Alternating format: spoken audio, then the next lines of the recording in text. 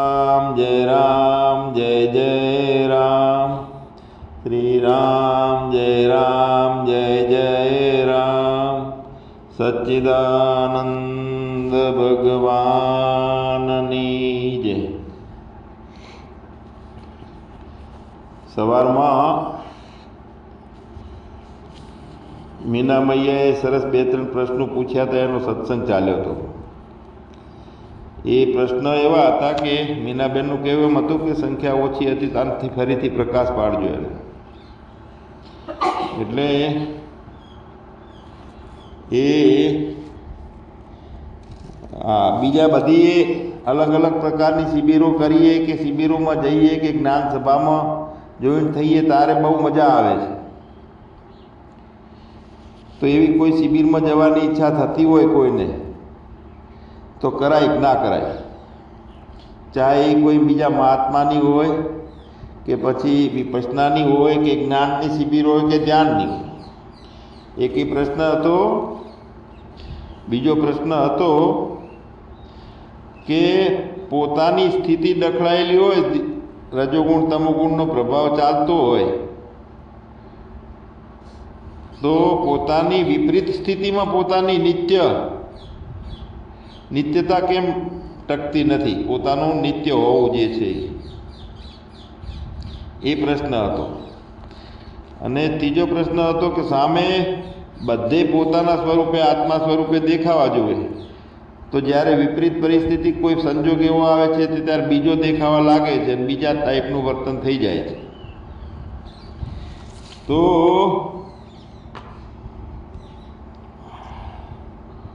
જો એક આત્માના અનુભવનું જીવન સતત પોતાને જોતા રહીએ અને જે જીવન જીવાતું હોય એની અંદર વચ્ચે પ્રારબ્ધને લઈને કે ગુણોની વધઘટ લઈને આવે, નવા સર્ગો આવે કે નવા વિષયો આવે, એટલે એ વખતે ટેમ્પરરી મન ઊભું થઈ જાય. અને મન ઊભું થઈ જાય તો એ વખતે મનોરાજ્યના વ્યવહારો થઈ જાય. તો એ માયાની પ્રબળતા છે, પ્રારબ્ધનો ખેલ છે, એમાં ભાગ ભજવે છે. અને વધારે કરતાં ક્યાંક અવિદ્યા નાશ ના થઈ હોય ને ત્યારે એવું થાય કે વિક્ષેપ ભાવ થાય અને બીજું દેખાવાનું બંધ થાય. તો પહેલાં તો બીજી શિબિરોમાં જાવું કે ના જાવું? તો જાવું ઈચ્છા થાય તો. મૂળ વાત એ છે કે આપણે જઈએ છીએ કે જાવું છે કે નથી જતા, એ કયા સ્તર ઉપરની બધી વાતો છે? શરીરના, દેહના ભાવની વાતો છે. તો એ નિર્ણય કરશે દેહ. આપણે ક્યાં નિર્ણય કરવાનો છે કે મારે જાવું કે ના જાવું? એને સતત મોદ પ્રમોદ કે આનંદ એવી ઈચ્છા કરતું હશે તો એ કરશે, અને ખિન્નતા આવતી હશે તો માંથી નીકળી જશે કે આ તો માથાનો દુખાવો છે. તો મૂળ વાત, એક સાધે તો સબ સધે, સબ સાધે સબ જાય. તુલસી સિંચે મૂળ કો, પાન પાન પ્રસરાય. એક મૂળને પાણી પાવાનું છે એટલે પાને પાને પાણી પહોંચી જાય. તો એ કેવી રીતનું? આપણું હોવું કાયમ માટેનું છે અને સાક્ષાત છે. હોવું અપરોક્ષ છે. એક ક્ષણ માટે એ હોવું જે છે એ ના હોય એવું લાગતું નથી, બનતું નથી. તો બાકીનાનો નિશ્ચય કેમ થયો? તો એ શોધી કાઢો એટલે ખબર પડી જશે કે ક્યારે મન ઊભું થયું ને ક્યારે શરીર થયું. તો એ શોધવાનું પોતાને છે કે બીજું કેમ ઊભું થયું. એટલે આપણને જોયા પછી જો હૃદયની ગાંઠો અને બધા સંશયો છેદાઈ જાય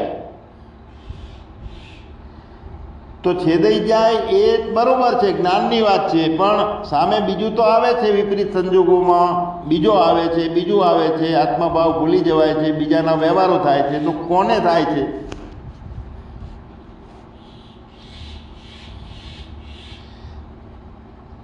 તો આત્મા બનવું એટલે શું કે આત્માને જોવાનો, બીજાને કાંઈ જોવાનું નહીં. તો તો એક બીજાને જોવે છે, એક જોનારો છે ને બીજાને જોવે છે, તો અહીંયા બે એવા કોઈ બે આત્મા નથી કે ઘડીક વાર બે આત્મા નોખા પડી જાય છે ને પાછા એક થઈ જાય છે, એવું નથી. બે આત્મા નથી એવા. તો પછી આપણને બીજો દેખાવા લાગે છે તો આપણો પોતાનો અનુભવ કેવી રીતનો અનુભવાય? બીજો દેખાય છે તો પછી તો એનો જવાબ એ છે કે આપણું હોવું જે છે એ ચેતન છે, એટલે અનુભવ ગોચર છે. બિલકુલ જે કાંઈ સત્ય છે આ એક જ છે કે પોતાનું હોવું. તો એવું પોતાનું હોવું ને આપણે જાણવું જોઈએ, બસ એટલું જ કરવાનું છે. બાકીનું કેમ ખટપટો થાય છે, તો કોનામાં થાય છે પછી જોતા રહો, આપણામાં કાંઈ થતું જ નથી. પણ હજુ એવો સંશય રહે છે કે આપણે એવી રીતનો હું એ જાણતો નથી. અને કેવી રીતે જાણું? પોતાને જાણતો નથી ને હજુ કંઈક મેળવવું છે તો હું કેવી રીતે જાણું? તો બીજું મેળવવાની ઈચ્છા ના થાય તો ઈચ્છા આપણામાં થતી જ નથી. થાય છે તો થવા દો દેહમાં, શરીરને. અને જાણનારો જાણે છે. આપણે છીએ કે નહીં, આપણા હોવાને જો આપણે નકારી શકતા હોઈએ તો આપણે અજ્ઞાની છીએ. આપણું હોવું તો છે, તો નથી એવું તો કોઈ દિવસ બની ના શકે. તો એ સત ના કહેવાય, અસત કહેવાય. 5 મિનિટ માટે આપણું નથી હોવું એવું બને છે તો એ અસત છે. જો આપણે સત એટલે આપણું હોવાનું કાયમ માટે છે તો પછી આપણે સત્યનો સ્વીકાર થઈ ગયો. અને છતાંય હું મને જોતો નથી, મને બીજો દેખાય છે, તો એનું શું? તો હું જે કરે છે કે હું પોતાને જોતો નથી અને બીજો દેખાય છે, તો બીજામાં હું પોતાના રૂપે કેવી રીતે જોવો? તો એ હું છે એ કોણ કહે છે એ નક્કી કરવાનું છે. હું પોતાને જોતો નથી અને બીજો છે એ મારા રૂપે દેખાવો જોઈએ, તો એ હું જે છે એ કોણ કહે છે? તો હા હું એમ હું કહું છું. તો એ હું છે શું? તો એ શરીર છે કે શરીરથી નોખો બીજો કોઈ છે હું? તો એ શરીર નથી, શરીરથી નોખો છે. એ તો બધાને નક્કી થાય છે, અનુભવાય છે શરીરથી નોખો છે. તો પછી એને શોધી કાઢો શરીર સિવાયનો હોય તો. શરીરથી નોખો છે તો કયો છે? જો બીજો આવે છે તો એ શરીરવાળો આવી ગયો. બીજો નથી અને પોતે જ છે તો અપરોક્ષ આવી ગયો. તો અપરોક્ષ બોલે નહીં, અપરોક્ષમાં કોઈ વિચારો ના હોય. અપરોક્ષ જે છે એ જાણવાવાળાની સત્તા છે. અને જાણવું પણ પોતાના રૂપમાં હોતું હોય તો એને જગત છે નહીં. જાણવું છે, મેળવવું છે એ પોતાના રૂપના બદલે નોખું પડી જાય છે, ત્યારે નોખું બધું દેખાવા લાગે છે. જો સૂક્ષ્મ વાત છે આ બધી. ઘણી વખત આપણે કહીએ કે આટલું બધું હું કાંઈક સમજવા સમર્થ નથી, હું બોલવા માટે સમર્થ નથી, હવે તો હું બોલી શકતો નથી, મૌન થઈ ગયો છું, બહુ સારું પ્રવચન હતું, બોલવા જેવું ક્યાંય રહ્યું નથી. તો પછી એને બધા જાણીએ છીએ ને. હું સમર્થ નથી એને જાણીએ છીએ, સમર્થ છું એને જાણીએ છીએ. હવે જો જાણવાનું કેવી રીતનું છે, તો ઊંઘમાં આપણે કાંઈ જાણતા નહોતા અને છતાં નિંદ્રામાં હતા આપણે પોતે. અને જાગ્રતમાં આપણે શરીરને વળગી રહીને આપણે કહીએ છીએ કે હું આત્માને જાણી જોઈ શકતો નથી, અથવા મને બીજું દેખાવા લાગ્યું. મૂળ તો જાગ્રતમાં કીધું ને, જાગ્યા પછી કીધું કે હું મને બીજો દેખાય છે, મારા રૂપે કેમ દેખાતો નથી. તો ઊંઘમાં કેમ નહોતું કીધું? તો આપણી નિંદ્રામાં ઊંઘ વખતે એવું કાંઈ નહોતા કહેતા. અને તો પછી આપણે ઊંઘમાં કેવા હતા એનું નક્કી કરો આપણે. તો ઊંઘમાં એક અખંડ સત્તા રૂપે અને ભેદ રહિત હતા.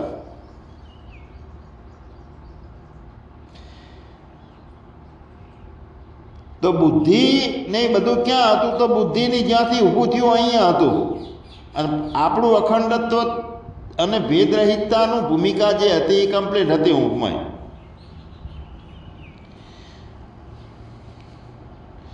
તો પછી જ્ઞાની છે એમ ના કે ઊંઘમાં અમે શરીરની પેલી અવિદ્યામાં સંકોચાયેલા હતા, હુઈ ગયા હતા. પણ બુદ્ધિ હું જાય, તમારે શું લેવા દેવા? આપણે સાક્ષીને ક્યાંય ભેગો લપટાય જ નહીં કોઈ વિષય સાથે. ગાઢ નિંદ્રામાં અખંડ સત્તા હતી, ભેદરહિતતા હતી. તો એવું નહોતા કહેતા કે હવે આપણે શરીરની અંદર સંકોચાઈ ગયેલા હતા. નિંદ્રામાં નહોતા કહેતા. જાગ્યા પછી કંઈક ના કંઈક સંશયો આવે છે. તો કારણ શું છે શોધી કાઢો. જાગ્યા પછી બધું પ્રશ્નો આવે છે. હવે અત્યારે આપણે જાગૃતમાં કહીએ છીએ કે આ મોજ છે, આનંદ થઈ ગયો, જ્ઞાન સભામાં મોજે મોજ થઈ ગઈ. અને કોઈકને પૂછીએ કે હજુ જેમ છે એમ અભ્યાસ નથી થયો, સાક્ષાત્કાર કર્યો નથી. તો આપણે અપરોક્ષ જે છે સત્તા એ જ છીએ. તો આપણને શા માટે આપણે અજ્ઞાની તરીકે જોવાના, દુઃખી થવાનું? મને સાક્ષાત નથી થયો, મને જેમ છે એમ અનુભવ નથી થયો. તો એ આપણું પોતાના આત્માને આપણે મર્યાદિત કરી રહ્યા છીએ. નાનો નથી એવો 5.5 ફૂટનો થઈ જાય છે પછી આવા બધા શબ્દોમાં. તો આપણું સાચું સ્વરૂપ આપણે બનીએ અને મોજમાં રહીએ, સાચું સ્વરૂપ બનીએ. અને ખોટું સ્વરૂપ બીજું છે એ ઊભું થયેલું છે ખાલી. ઊંઘમાં હું મારે જોઈએ છે, મારી આ ઈચ્છા છે. એટલે ઊંઘમાં હું એ નહોતો, તું એ નહોતો, ને હજીનો અડકવાય નહોતો. અને જાગીએ છીએ એટલે આ બધું છે. કેમ કે આપણે જાગ્રતમાં શરીરને વળગીને રહીએ છીએ વ્યવહારમાં. હવે આપણે ગોતીએ કે આ હું ક્યાંથી આવે છે જાગ્રતમાં, એ ગોતીએ એટલે પોતે આત્મા અપરોક્ષને સાક્ષાત છે એ અનુભવાશે આપણને. જળ શરીર હું એમ કંઈ કહેતું નથી. હું ખાઉં છું, હું જાઉં છું, ને મારે આટલું બાકી છે ને હજુ જ્ઞાન મેળવવાનું છે, આવું જળ શરીર છે એ તો માટીનું ઢેફું છે. અને વ્યાપક આપણી સત્તા છે, આત્મા છે, એ અનંત હોવાના કારણે હું એમ બોલી શકતો નથી. એનામાં કોઈ વિકાર નથી આવતો કારણ કે અખંડ છે. એ બોલી શકતો નથી કારણ કે અનંત છે. અને એ જન્મતો મરતો નથી કે દુઃખો એને નથી થતા કારણ કે અસંગી છે બધા. તો પછી હું જાગ્રતમાં કોણ બોલે છે?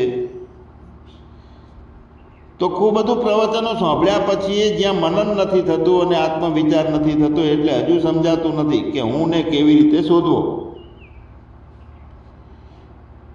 તો થોડું ઊંડો તપાસ કરીએ, આત્મમંથન કરીએ કે એ હું જાગ્રતમાં ક્યાંથી ઉત્પન્ન થાય છે.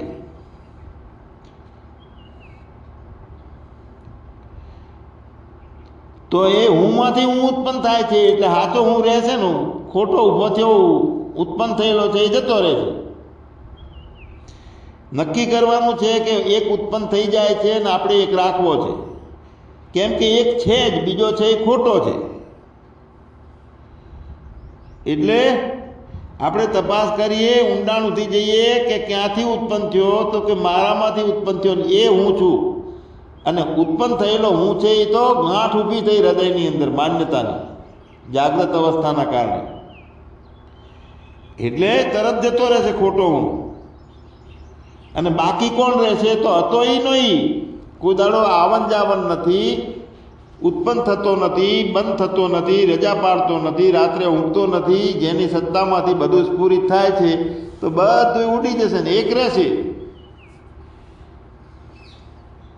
આત્મા બાકી રહેશે, બીજું કોઈ નહીં. તો આ જે અત્યારે હું બોલાય છે એ શું છે કે જળ અને ચેતન વચ્ચે ઊભી થયેલી ગાંઠ છે. જળ પણ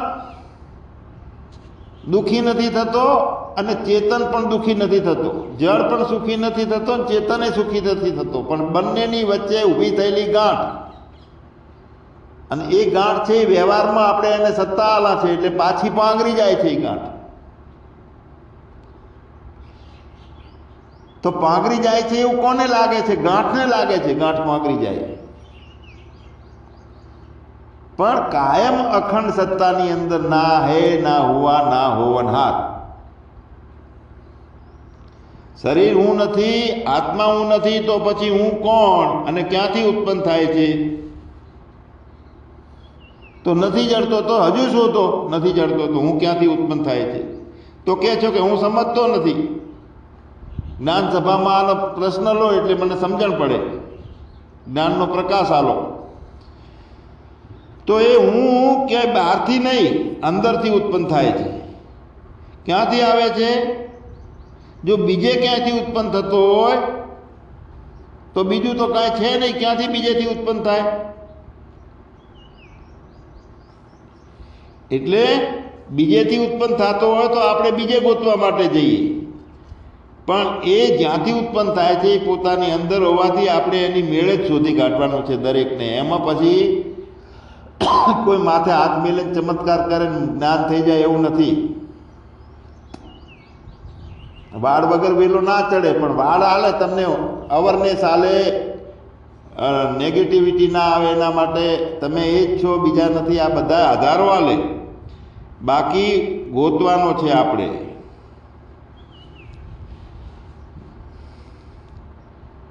તો હું એ માયાનો ખ્યાલ પણ પછી ઉત્પન્ન થાય છે. હું પછી પહેલો હું ઉત્પન્ન થાય છે. જાગીએ ને એટલે ગાઢ નિદ્રામાંથી પહેલો અહમ હું ઉત્પન્ન થાય છે. એટલે ચિદાભાસ અને બુદ્ધિ બે એક સાથે જાગે છે. તો ક્યાંય માથામાંથી ચેતાતંત્રમાંથી ઊભો થાય છે? તો ના. માથામાં જો એ કાયમી ખડકાયેલો હોય તો ઊંઘતા ટાઈમે પડખું ફેરવીએ દબાઈ જાય ઈરે હું. તો માથામાંથી નથી ઉત્પન્ન થતો. માથું ઝુકાઈએ તો વજન વધી જાય, માથામાંથી ઉત્પન્ન થતો હોય એટલે દુઃખને ભાર લાગે છે, કારણ કે માથામાં છે બધું હું એવો માને છે. એટલે તો હું છે એ નિરંતર રહે છે. એનું સ્થાન ક્યાં હોવું જોઈએ? તો બધે એનો ઈચ્છે. સાચો હું છે એ નિરંતર છે. તો એનું સ્થાન કયું? તો એ હજુ જડતો નથી. તો એ અહમ જે છે હું આવે છે એ અંદરથી આવે છે, જાગ્રતમાં આવે છે. એ ઊંઘ વખતે એ હું નથી આવતો. જાગતા પહેલાની ક્ષણે તરત જ હું વિચાર ચાલુ થઈ જાય છે. તો આવે છે અને છે, એક આવે છે અને એક છે, એ બંનેને આપણે ગોતવાનો છે. એટલે બીજો કોણ છે, કેવી રીતનો છે એનો ખ્યાલ આવી જશે. બીજી શિબિરોની જરૂર કોને છે એ ખ્યાલ આવી જશે. અને ક્યાંય બારે છે કે એની ઓફિસ ક્યાંય આકાશમાં છે કે પોતે હાજરા હાજર છે એનો ખ્યાલ આવી જશે. પણ મોદ અને પ્રમોદ કાયમ સતત સત્વગુણનો પ્રભાવ રહે. શરીર માગે છે તો શરીર સોનો એમાં રહે, આનંદ કિલોલમાં. ભલે શિબિરો કરે, આનંદ કરે, જ્ઞાન સભામાં આવે. તો આપણે ઉપસમ પ્રકરણમાં વાત લેતા હતા યોગ વશિષ્ઠ મહારામાયણમાં, કે જે સચ્ચિદાનંદ ઘનના ધ્યાનમાં મગ્ન છે તે બીજા પદાર્થોમાં રુચિ નથી રાખતો. એ વજ્રના ભયાનક અવાજથી કે પર્વતોના વિસ્ફોટથી કે ઐરાવત હાથીઓના ચિત્કારથી પણ ભયભીત થતો નથી. કોણ? આ મહાપુરુષ જ્ઞાનીની વાત છે. એટલે કે આત્મા એ તીક્ષ્ણ છુરીની ધાર પર અથવા કોમળ પુષ્પોની સેજ પર, સૂર્યના કિરણોથી તપી ગયેલી શિલાઓમાં અથવા કોમળ સુંદર લલનાઓમાં, સ્ત્રીઓમાં પણ કે સંપત્તિઓમાં પણ, ઉગ્ર વિપત્તિઓમાં પણ તથા ક્રીડાઓ અને ઉત્સવોમાં વિહાર કરતા પણ જ્ઞાની મહાત્માને પ્રતિકૂળ પદાર્થથી તો કોઈ ઉદ્વેગ થતો જ નથી. ગમે એટલી પ્રતિકૂળતાની પરિસ્થિતિઓ હોય અને અનુકૂળતાઓમાં કોઈ હર્ષ થતો નથી. તો એ અંદરની હંમેશા અહમતા, મમતા અને આસક્તિ રહિત હોય છે અંદરથી. વ્યવહારમાં નિસ્વાર્થ ભાવે કર્મ કરતો રહે, જીવનનો પોતે નાશ કરનાર તથા જીવનનું દાન કરનાર, આ બંને પ્રકારના પુરુષોને જ્ઞાની પુરુષ પોતાના જ્ઞાનની ખુમારીથી પ્રસન્નતાઓ અને મધુર પરિશ્રમ દ્રષ્ટિએ જુએ છે. તો જ્ઞાની પુરુષ દેવતા કે મનુષ્ય વગેરેના શરીરથી પ્રિય કે અપ્રિય પદાર્થોથી પ્રસન્નતા કે ગ્લાનિનો અનુભવ કરતો નથી. યથાર્થ અનુકૂળતામાં હર્ષિત નથી થતો, પ્રતિકૂળતામાં દુઃખ ઊભું નથી થતું, વિષાદ નથી થતો, કે કોઈ પરિસ્થિતિ આવીને કોઈ એ વશ થતો નથી. તો હે રામજી, પોતાના ચિત્તમાં આસક્તિનો અભાવ અને પરમાત્માના સ્વરૂપનું યથાર્થ જ્ઞાન એ બંને થઈ જતાં આસક્તિનો અભાવ અને પોતે સાક્ષાત અપરોક્ષ છું એવું સ્વરૂપનું યથાર્થ જ્ઞાન થઈ જતાં તત્વજ્ઞાની પુરુષ જગતને કાયમ માટે મિથ્યા સમજે છે. તેથી તે કોઈ પણ સમયે ઇન્દ્રિયો દ્વારા વિષયોમાં રમણ કરતો નથી, કેમ કે એની બુદ્ધિ સઘળી માનસી પીડાઓથી મુક્ત થઈ ચૂકી હોય છે. પરંતુ જે તત્વજ્ઞાનથી શૂન્ય અને શાંતિ રહિત છે અને પરમાત્માને પ્રાપ્ત થયો નથી, એવા વાસ્તવિક સ્થિતિથી વંચિત મનુષ્યને ઇન્દ્રિયો તરત જ એ રીતે ગળી જાય છે કે જેમ હરણ લીલા પાંદડાને ગળી જાય છે. તો એ રામજી વિવેક અને વિચારશીલ છે તથા એક ફક્ત પોતે સચ્ચિદાનંદ બ્રહ્મના સ્વરૂપમાં સ્થિત છે. તેને પરમાત્માના સ્વરૂપમાં જ એને વિશ્રામ મળી ગયો છે, શાંતિ મળી ગઈ છે. તો આવા જ્ઞાની મહાપુરુષને જળનો પ્રવાહ પહાડોને વિચલિત નથી કરતો, એ રીતે સંસારના સંકલ્પો વિકલ્પો એને વિચલિત કરી શકતા નથી.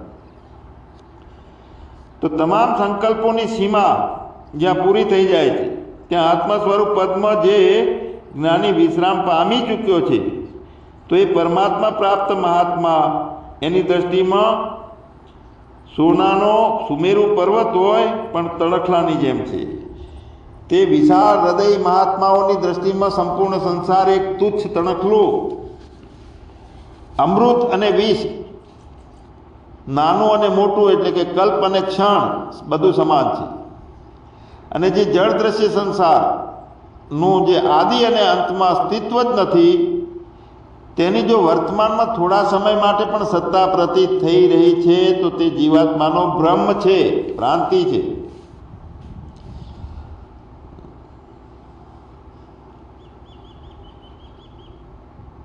જેની જો વર્તમાનમાં થોડા સમય માટે પણ સત્તા પ્રતીત થઈ જાય છે, તો એ આપણું પોતાની ભ્રાંતિ છે. કારણ કે બધું ખોટું છે અને વ્યવહારનું કામ વ્યવહારમાં ગુણોને લડી લેશે. સાક્ષી શા માટે ભેગો જાય?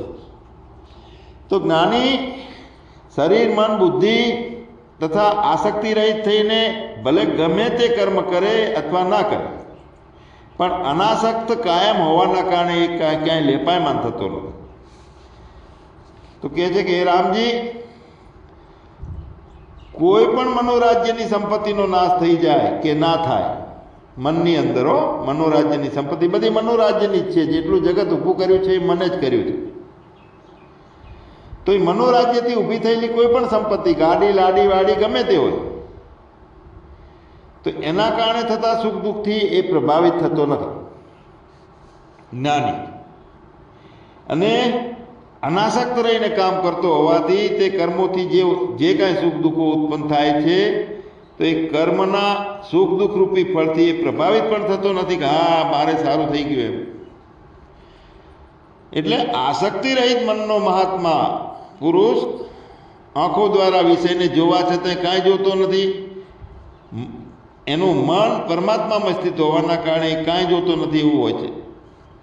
અને જેનું મન બીજી જગ્યાએ બહુ આસક્તિથી જોડાયેલું રહે છે, તત્પરતાથી, તો એ વિષયને જોતો નથી. એ વખતે આસક્તિ ના હોય એમાં.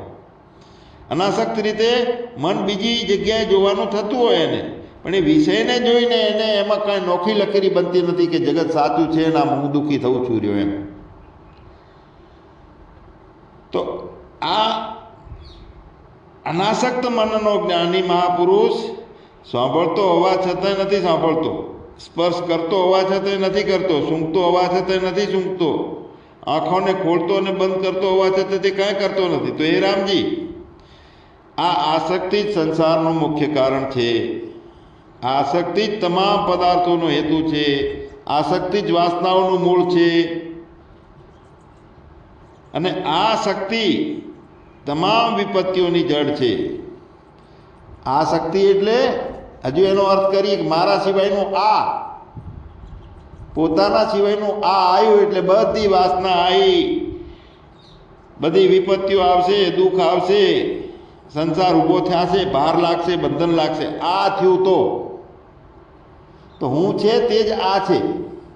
આ નોખું થયું તો તે શક્તિ બની ગઈ. આ છે તો શક્તિ તો પોતાના સિવાય બીજું કોઈ છે જ નહીં. શેની શક્તિ? તો તમામ વિપત્તિઓની જડ આ એટલે બીજું બીજું દેખાય દેખાય દેખાય છે એ કહીએ ને, એ તમામ વાસનાઓનું મૂળ છે. તો તેથી આસક્તિના ત્યાગને જ મોક્ષ કહેવામાં આવે છે. એટલે કે બીજું કોઈ છે જ નહીં, ના કુછ હુઆ ના હોવનહાર, એ આસક્તિનો ત્યાગ. અને આસક્તિના ત્યાગથી જ મનુષ્ય જન્મ મરણમાંથી છૂટી જાય છે. તો અહીં રામજીએ કીધું છે કે આસક્તિ કોને કહે છે એ જણાવો. તો વશિષ્ઠજી કહે છે કે હે રામજી, અનુકૂળ અને પ્રતિકૂળ પદાર્થોની ઉત્પત્તિ અને વિનાશમાં જે હર્ષ અને વિષાદ રૂપી વિકાર ઉત્પન્ન કરનારી મલિન વાસના છે તે જ આસક્તિ છે. તો એવું જ્ઞાનીઓ કહે છે, જીવનમુક્ત તત્વવેતાઓના પુનર્જન્મનો નાશ કરનારી હર્ષ અને વિષાદ રહિતની જે શુદ્ધ વાસના છે, જેની ચેતના શુદ્ધ બની ગઈ છે, આસક્તિ રહિત છે, તો આસક્તિ રહિત જે ચેતના છે તે શેકેલા બીજ જેવી આકૃતિ માત્ર છે. શુદ્ધ વાસનાનું બીજું નામ છે અસંગ. મતલબ કે આસક્તિનો અભાવ. અસંગ એટલે મેરે અપને સિવા કુછ નહીં, તે અસંગ. બીજું આવ્યું તો સંગ થઈ ગયો. તો તે ત્યાં સુધી રહે છે કે જ્યાં સુધી પ્રારબ્ધ ભોગોના સંસ્કાર રૂપી શરીર રહે છે, આસક્તિ ત્યાં સુધી રહે છે. અને તે શુદ્ધ વાસનાથી જે કાંઈ કરવામાં આવે છે તે ફરીથી સંસારમાં જન્મ મરણનું બંધનનું કારણ બની શકતો નથી. તો જે મનુષ્ય જીવન મુક્ત નથી એ ગરીબડા, રાંક અને મૂર્ખ ચિત્તવાળા છે, એમની વાસના હર્ષ અને શોકવાળી હોય છે. અને જે વાસના જન્મ મરણ રૂપી બંધનમાં નાખે છે, તો આ બંધનકારી વાસનાનું બીજું નામ છે સંગ, અને શુદ્ધ વાસનાનું નામ છે અસંગ. તો આ પુનર્જન્મનું કારણ વાસના એટલે આપણે સમજો ને, શુદ્ધ વાસના એટલે શુદ્ધ ચેતના છે કે વ્યુત્થાનમાં આ કરીને વ્યવહારિક ચાલતું હોય છે, છતાં એમાં વપુ વર્તે વ્યવહારમાં સુરત પરાની પાર રહેતી હોય, તો શુદ્ધ ચેતનાનું નામ છે અસંગતા, અને અશુદ્ધ ચેતનાનું નામ છે સંગ, વાસના છે. તો એનાથી પુનર્જન્મ થાય છે. આ વાસનાને વશ થઈને જે કાંઈ કરવામાં આવે છે તે માત્ર બંધનનું જ કારણ છે. હે રામજી, જો તમે દુઃખોથી વ્યથિત થતા નથી અને સુખોથી હર્ષિત થતા નથી અને તમામ આશાઓથી રહિત છો, તો તમે અસંગ જ છો. તમામ વ્યવહારોમાં અને સુખ દુઃખની પરિસ્થિતિઓમાં સમચિત રહીને જ જો વિચરણ કરતા હો તો તમે અસંગ જ છો. તમામ વ્યવહારોમાં, ખાસ ખ્યાલ રાખજો, આ ત્રણેય પ્રશ્નોનો જવાબ આમાં છે. તમામ વ્યવહારોમાં અને સુખ દુઃખની પરિસ્થિતિઓમાં સમચિત રહીને જ જો વિચરણ કરતા રહીએ તો આપણે અસંગ જ છીએ. સંસારના પદાર્થોને તમે પોતાનો આત્મા જ સમજતા હો અને જે સમયે ન્યાયયુક્ત જેવું કર્તવ્ય ઊભું થાય તે જ પ્રમાણે શાસ્ત્રને અનુકૂળ આચરણ કરતા હો તો તમે અસંગ જ છો. જીવન મુક્તોના જ્ઞાનથી સંપન્ન, ઇન્દ્રિયોને વશમાં રાખનાર, પરમાત્માના સ્વરૂપનું મનન કરનાર શ્રેષ્ઠ મુનિ તે માન, પદ, માત્સર્ય અને ચિંતારૂપથી તાપથી મુક્ત થઈ રહે છે. એટલે શાસ્ત્રને અનુકૂળ આચરણ કરવાનું છે આપણે વ્યવહારમાં. જીવન મુક્તો ના જ્ઞાનથી સંપન્ન, ઇન્દ્રિયોને વશમાં રાખનાર જીવન મુક્તો હોય, પરમાત્માના સ્વરૂપનું સતત મનન કરનાર એ પણ જીવન મુક્ત હોય, છતાં એને કોઈ માન, પદ, માત્સર્ય કે ચિંતા કે કોઈ પણ જાતના ત્રિવિધ તાપો એને તપાવી શકતા નથી. તો હે રામજી, વિવિધ પદાર્થો ઉપલબ્ધ હોવા છતાં સર્વમાં સંભાવ રાખનાર અને બહાર અને અંદરથી ઈચ્છા અને યાચના વગેરે રૂપી દીનતાથી શૂન્ય અંતઃકરણનો આવો મહાત્મા એકમાત્ર પોતાના વર્ણ આશ્રમોચિત સ્વાભાવિક કર્તવ્ય કર્મો સિવાય અન્ય કાંઈ કરતો નથી. જ્યારે ગૃહસ્થાશ્રમનું કામ છે તો સ્વાભાવિક એ કરે છે, સંન્યાસાશ્રમનું કામ હોય છે તો સ્વાભાવિક રીતે એ કરે છે. જે પોતાના વર્ણ અને આશ્રમને ઉચિત સ્વાભાવિક કર્તવ્ય કર્મો સિવાય બીજું કાંઈ કરતો નથી. તો વર્ણ આશ્રમ અનુસાર પરંપરાથી પ્રાપ્ત પોતાનું જે કર્તવ્ય છે એનું તે જ્ઞાની અનાસક્તિ અહમતા મમતા રહિત બુદ્ધિ વડે પ્રસન્નતાથી અનુષ્ઠાન કરતો રહીને પરમાત્મા સ્વરૂપ પોતાના આત્મામાં રમણ કરે છે. અને એ પ્રમાણે જે પ્રમાણે મંદરાચલ પર્વત દ્વારા મંથન કરવાથી પણ ક્ષીર સમુદ્ર પોતાના સ્વાભાવિક સફેદ વર્ણને છોડતો નથી, એ પ્રમાણે આપત્તિ અથવા ઉત્તમ સંપત્તિ પ્રાપ્ત હોવા છતાં જ્ઞાની તત્વજ્ઞ પોતાના સહજ સ્વભાવનો ત્યાગ કરતો નથી. સચ્ચિદાનંદ ભગવાનની